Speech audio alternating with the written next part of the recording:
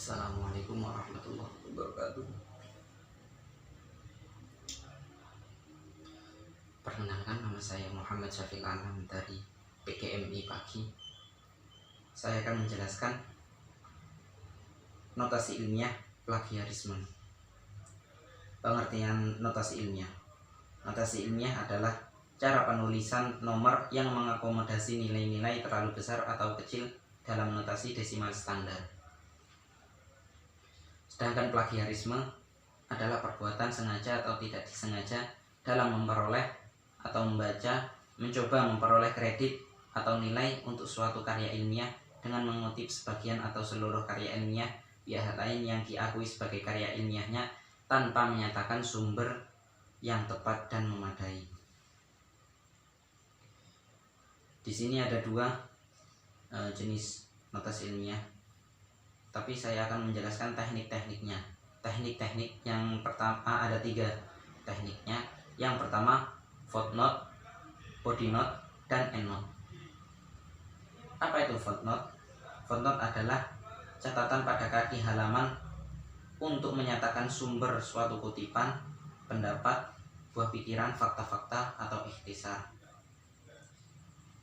Footnote sendiri juga berisi komentar mengenai suatu hal yang dikemukakan di dalam teks seperti keterangan wawancara, pidato di televisi, dan sejenisnya. Yang kedua, body note. Pada teknik ini, sumber kutipan diletakkan sebelum bunyi kutipan atau diletakkan dalam narasi atau kalimat sehingga menjadi bagian dari narasi atau kalimat. Pada body note, ketentuannya ada sebagai berikut. Yang pertama, membuat pengantar kalimat sesuai dengan keperluan. Yang kedua, menulis nama akhir pengarang. Yang ketiga, mencantumkan tahun terbit, titik dua, dan nomor halaman di dalam kurung.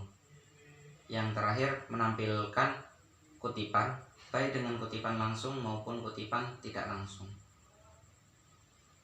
Yang ketiga, pengertian endnote. Endnote, pada teknik endnote, nama pengarang diletakkan setelah bunyi kutipan atau dicantumkan di bagian akhir narasi dengan ketentuan sebagai berikut. Ada tiga ketentuannya. Yang pertama, membuat pengantar kalimat sesuai dengan keperluan. Yang kedua, menampilkan kutipan baik dengan kutipan langsung maupun kutipan tidak langsung. Yang ketiga, menulis nama akhir pengarang, tanda koma, tahun terbit, titik dua, dan nomor halaman di belakang kurung, dan akhirnya diberi titik. Tadi sudah disebutkan pengertian plagiarisme. Kita akan menjelaskan jenis-jenis plagiarisme. Jenis-jenisnya ada 4. Yang pertama, jenis plagiarisme berdasarkan aspek yang dicuri. Ada 4 jenis. Yang pertama, plagiarisme ide, plagiarisme isi, plagiarisme kata, kalimat, paragraf, dan plagiarisme total. Plagiarisme ide. Seringkali plagiarisme ide dihubungkan dengan karya tulis, namun sebenarnya plagiarisme ide dapat berlaku pula untuk karya ilmiah dan seni seperti karya sastra, lagu, musik, tari, lukisan, pantun, film, drama, dan sebagainya. Sedangkan plagiarisme isi, data penelitian. Dalam pelaporan hasil penelitian, plagiarisme ini isi penelitian sekaligus juga merupakan fabrikasi dan falsifikasi data karena peneliti tidak mempunyai data dan datanya tidak seperti yang dikehendaki. Yang ketiga, plagiarisme kata, kalimat, paragraf. Seperti istilahnya, plagiarisme kata demi kata merupakan plagiarisme yang paling mudah ditentukan. Jenis ini dapat merupakan sebagai kata atau kalimat, dapat satu paragraf atau bahkan seluruh makalah, sekalipun ditulis dalam bahasa lain yang dijiplak tanpa menyebutkan nomor aslinya.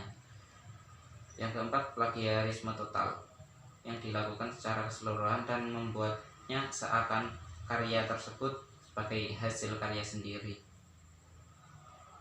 Yang kedua, klasifikasi berdasarkan sengaja atau tidaknya plagiarisme.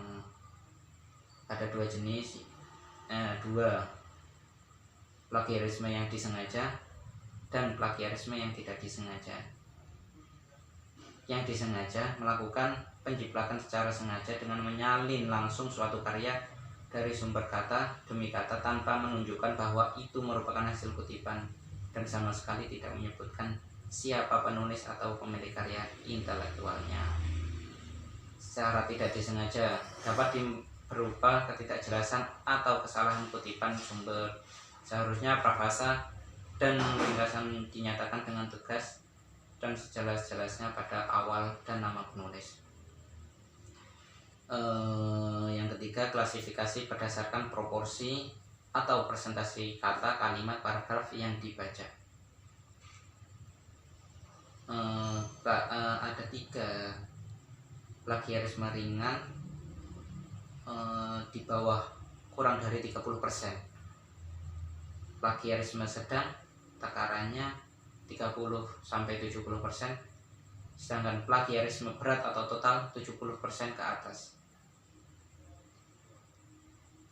Yang keempat, berdasarkan pada pola plagiarisme. Plagiarisme kata demi kata, ada 2, plagiarisme kata demi kata dan plagiarisme mosaik. Plagiarisme kata demi kata sama dengan plagiarisme total, yaitu menjiplak serangkai kata demi kata, kalimat demi kata demi kalimat, sehingga secara keseluruhan merupakan plagiarisme. Sedangkan plagiarisme mosaik adalah plagiarisme yang dilakukan dengan menggabungkan atau menyisipkan kata, frase, atau kalimat yang diambil dari orang lain dengan penulis lainnya tanpa memberi rujukan sehingga memberi kesan hal tersebut adalah kalimat penulis asli.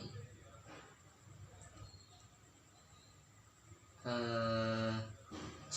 Plagiarisme secara hukum. Tindak plagiat mengakibatkan keresahan atau antara sesama penulis karena dianggap mencuri dan tidak menghargai ide orang lain.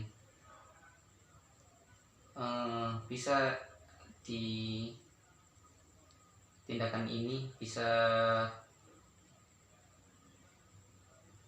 didakwa melanggar Undang-Undang pada nomor 19 tahun 2002 tentang hak cipta.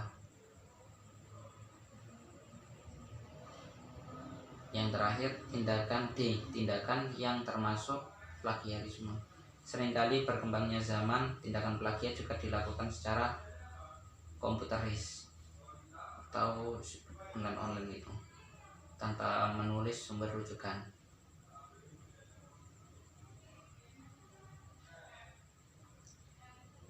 Ada banyak yang menggolongkan hal-hal berikut sebagai tindakan plagiarisme. Yang pertama, mengakui tulisan orang lain sebagai tulisan sendiri. Yang kedua, mengakui gagasan orang lain sebagai pemikiran sendiri. Yang ketiga, mengakui temuan orang lain sebagai kepunyaan sendiri.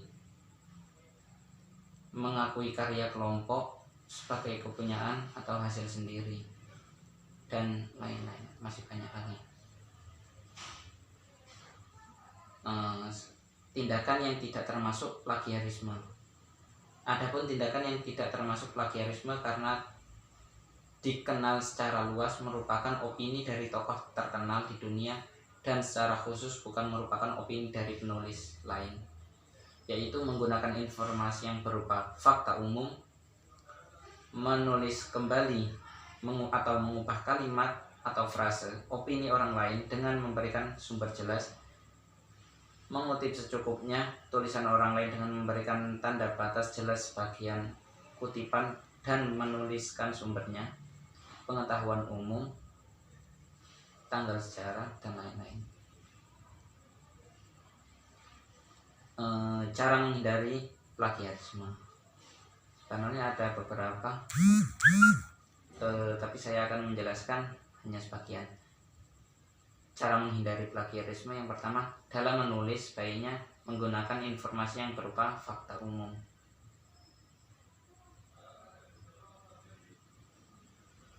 Yang kedua, menuliskan sumber referensi dan pernyataan-pernyataan yang diacu penulis. Yang ketiga, memberikan batasan yang jelas bagaimana saja dalam uraian yang merupakan kutipan dan bagian mana yang merupakan pernyataan penulis.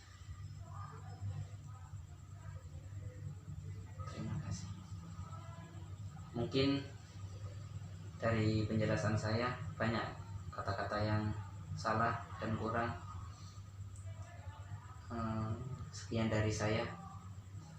Wassalamualaikum warahmatullahi wabarakatuh.